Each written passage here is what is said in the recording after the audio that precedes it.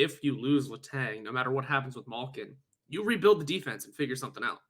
You have to maybe you have to make 2 to 3, maybe 4 moves after that. Maybe 4 is a bit much, but you know what I mean. You got to make 2 to 3 trades to open up some space, find another name somewhere, and utilize your P.O. Josephs of the world, utilize your Mark Friedmans of the world, figure out other ways to make this defense work. And maybe it's John Marino's time. Who knows? I'd say if you lose Letang, it's rebuild season for the defense. If you lose Malkin, simple enough. You can replace him somewhere because second line centers, not necessarily a dime a dozen, but you can replace him by supplementing other positions and filling in that spot somehow. Jeff Carter's not the ideal one for that, but you get where I'm coming from in saying if you cannot meet the agreement with Letang, you have to rebuild the defense, I think, especially because it was so spotty last year. Sure, it was consistently healthy for a good majority of the season, but we saw toward the end, it just kind of fell apart. The wheels fell off. We don't know exactly what it was, but something had to be changed there.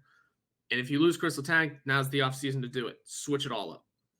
Yeah, and here's the thing. I don't know if you can technically rebuild. I know what you're going with, but Yeah. rebuilding the defense while still trying to compete with the forward side of things and still trying to compete with Crosby's last couple of years, that's a really hard thing to be able to do. Now, I do agree that you need to make space for P.O. Joseph on the left side. We've said it multiple times this offseason already. We'll say it for the next 3 months until camp rolls around and probably throughout training camp. But still, you look at that right side, without Kris Letang, it's very weak. I mean, John Marino was fantastic in the playoffs, but nobody's expecting John Marino to be able to play 22 plus minutes a night right now and continue to play at that pace.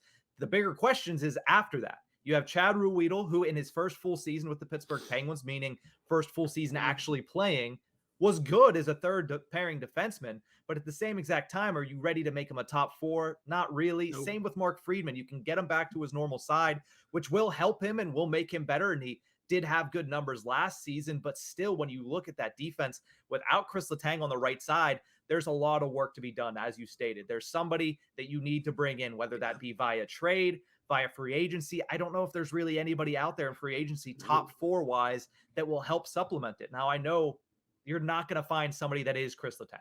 You're not going to find somebody that's going to come in and do what Kris Letang did, top power play, top penalty kill, and 25 plus minutes a night. That's just not existent on the market right now. But you need to find somebody if you don't get a deal done with Letang, which, I mean, remains to be seen. They're still talking, and the fact that they've talked consistently for 3 straight weeks to try to get a deal done with both of these players is an encouraging sign.